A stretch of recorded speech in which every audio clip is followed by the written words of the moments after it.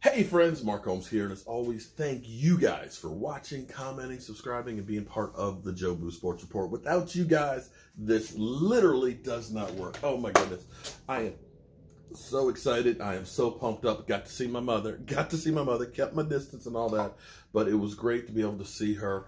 Took care of mama and stuff, and we'll cook her favorite meal and stuff today because doing keto. Today's a cheat day, so she's getting fried tilapia and homemade French fries. She loves that, so she gonna be happy. And I'm happy because on a FedEx truck as we speak right now, to be delivered today. Today, friends, are the shot glasses. And I was talking to Karen from Megabytes. They're working on my new site because, let's face it, I built my original site like 4 years ago, and it sucks. It had great promise and everything else, but I just don't know what I'm doing. And that's one of those things where it's better to have the experts be able to do the job. And so they are redoing it so that way it will have everything. It'll have my YouTube feed, it'll have my Twitter feed, it'll have my Facebook feed, it'll have my Instagram feed. And it's even going to have you guys on it. And what I realized, because I suck at computer, she had to literally just take control remotely. I don't understand how that shit works, but, you know, loading the stuff up and getting it together and everything else. She says she needs pictures and stuff of you guys, the fans, that have been sitting in shot glasses. So while she was working on the computer and taking control of it, I was actually trying something different, because usually what I do is on Mondays, as I go through my emails, wherever I see an attachment, I open up the attachment and I add it in there. But I missed quite a bit because I was trying to say, okay, as I save it, it's just as a file number on my computer, so I don't know what's what, who's who, or anything like that. And so I started downloading, I just started going through my emails and just going through everywhere I see an image, download the image, and I realized I've missed out on a lot of you guys that are channel members that have sent me pictures and aren't in the video. So I'm going to get that taken care of. So I'm going to make one big file, upload it to my drive, so that way Karen can put it in and everything else to get this stuff together. So it's going to be great. So I got me some more wood because I'm working on some other stuff, some new shit here. Because see, here at the Joe Boo Sports Report, we don't sit pat. We don't sit pat. We keep trying to give you guys what you want. See, originally, one of you guys talked about saying, you know, it looks like a football. You know, the laces when you had it on the top, why don't you put a football back? It's because of one of you guys. And I just can't remember who it was who gave me that idea. Somewhere in the email, and maybe I'll find it as I go through and get all these pictures, but it's because of you guys. So that's how we came up with the shot glass rack, right? Then somebody said, hey man, I don't drink. I drink coffee. So that's how we came up with the mug rack. And then I started thinking, okay, well, let's try and put it so we can display cards. So that's how we got the card rack. But some of you have been asking me, hey man, I need something to hang my keys on. So I got to work on that one. And somebody's been asking me about spice racks. So that's what I'm working on today. I had to brainstorm. You know my brain don't work that good. You know my brain don't work that good, okay? So I had to figure out what I'm going to do to make a spice rack. And I've come up with the idea. I think it's going to work. So today I'm going to be working on it in my workshop and coming out with the prototype. And I got some more wood and everything else. And so I love being able to work in my workshop because, hey, I got a TV in here. I got a heater when it's cold out. I can heat it up. I even got a window air conditioning unit. So it's climate controlled. And if I want to go in and get a drink, the refrigerator is only about 20 feet away. So I'm good. So today I'm sitting here and they have the NFC Championship game playing. Dallas Cowboys versus the 49ers. And as I'm going in and out and stuff, I'm just kind of half listening to it and things. But see, we've had some great players, and Omar keeps sharing some great information and stuff on it. If you don't know Omar on Twitter and things, if you look at me, you'll see he tags me a lot. I can't remember Omar's last name right now because, well, I got a lot of shit in my head. There's a lot of shit in here. I just remember Omar. But Omar, shout out to you. But he was pointing out how coaching makes a difference. Because, you know, we looked at, for example, the Dallas Cowboys this past year. We always started out slow. For whatever reason, we just could not get our shit together to start a game. And, you know, people will say, that's Dak Prescott sucks. But actually, Omar pulled out an article that actually proved throughout the Jason Garrett era, basically, that's been the Dallas Cowboys. Mediocre at best in the first quarter. Just don't score a lot. Now, you can go ahead and say that it was Dak Prescott, but there was also Dak Prescott and Tony Romo as well. It was the Dallas Cowboys under that. And most people will go through and they say, well, the Cowboys didn't make the playoffs because Dak Prescott sucked. You know, Dak didn't lead them. But I'm watching this NFC Championship game of the Cowboys. Things that had happened, okay? Now, at the end of the first half, you had Charles Haley, who was a power shift going from the 49ers to the Cowboys. Get in there late in the first half, okay? Block a pass, okay? Causing a punt, okay? Stopping the 49ers, okay? Keeping them from scoring. It's a 10-10 score at the moment. I'm sorry. Stopping them from getting a touchdown. They scored a field goal. They kick off, and their team kicker kicks off, and it goes out of bounds. So the Cowboys get the ball with no timeouts left in the half. They get the ball at the 35. That's a special team plus. That's a defender that helps stop the other team from scoring. And then on first down at the 35, Jimmy Johnson calls a draw play. You don't call it draw play. I mean, you don't run the ball on you know, with not much time left on the clock and no timeouts. But he had the guts to say, we're going to do a draw. And a draw, in case you don't understand, a draw is like play action. That's what we always call it, a draw. Okay, now you call it play action. But what it is it looks like a pass. It's like the quarterback's going back for a pass, and he gets the ball away.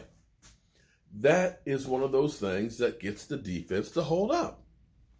Now, they get into field goal range, and unfortunately, the kicker misses the field goal. But still, you prevented the 49ers from scoring before the half. And how many times this year, or in the last couple of years, does it always seem that we kick off the football? I'm sorry, we receive the football to start a game, and at the end of the game, end of the first half, the other team always went down and scored before the half.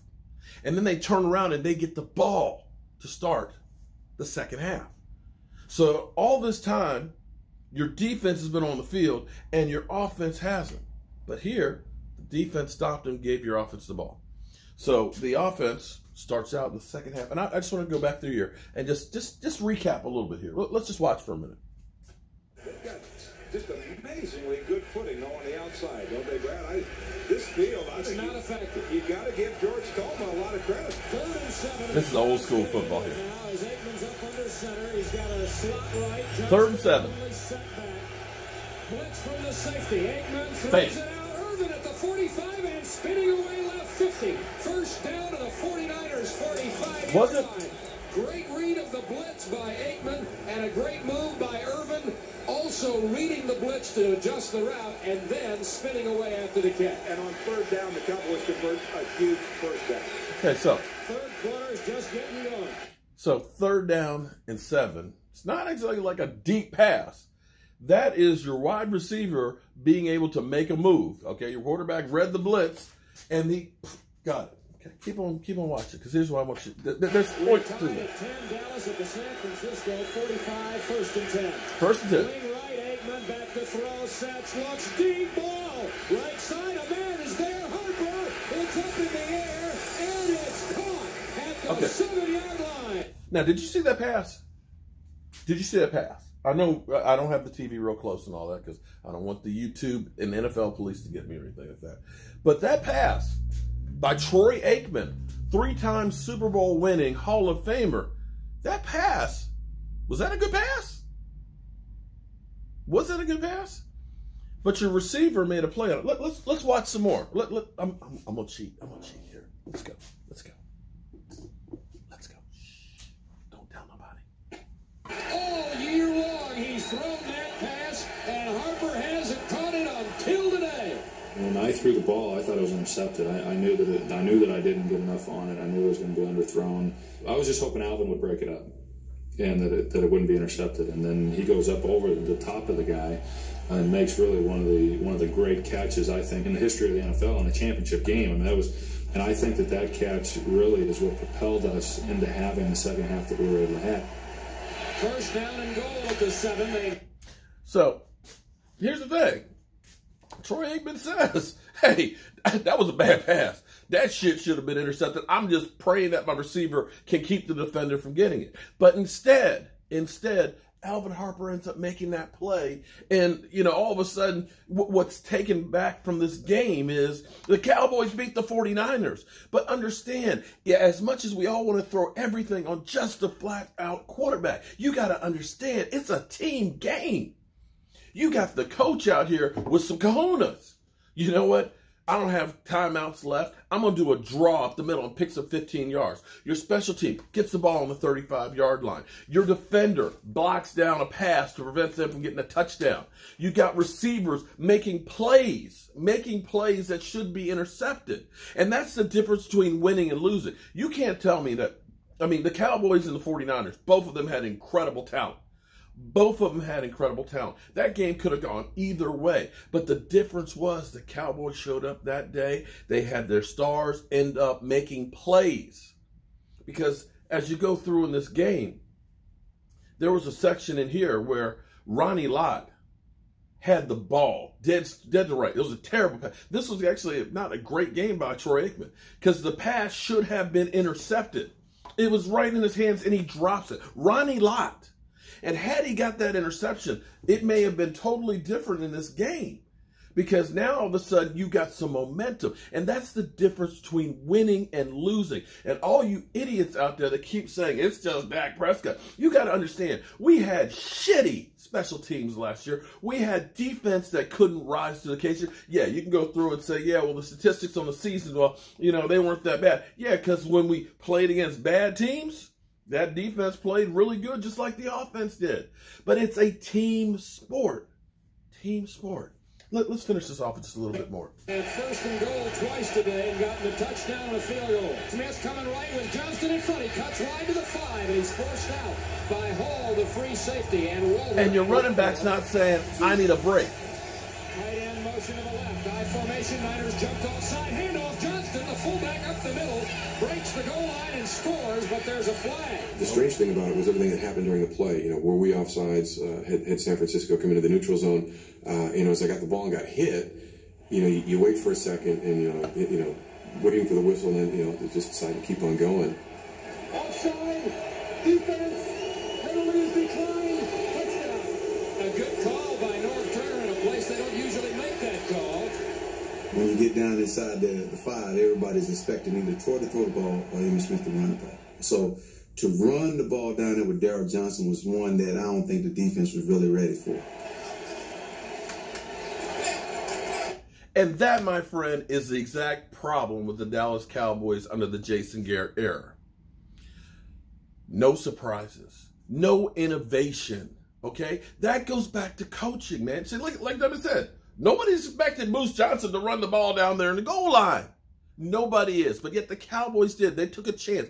And we end up, I mean, you just go through this game and all of the things that this team was, you can look at the team that they're not now, or at least hopefully before Mike McCarthy. That's the difference between winning and losing, because it's not enough just to have great players, because there's great players throughout the NFL. It's about putting them in a position to win, putting them into positions where they have the advantage on their side. And you can blame the players all you want and say that, you know, they're just not good players, but you got to look at the coaching and what this team ended up not doing. You didn't see from anything. As you watch this, go back and watch some of these games. It is like night and day difference watching a Jimmy Johnson coached team versus a Jason Garrett team, because the guys will play. They will ride and die for the Dallas Cowboys and that organization. And these are things you just don't see passion-wise up there. Innovation and belief in themselves. And I'm hoping that Mike McCarthy will get it. So, yes, you have to point your fingers at coaching as well as the quarterback, as the defense, as the special team, because you win and lose as a team. And if you don't understand that, you don't understand football. All right, let me get back to work here.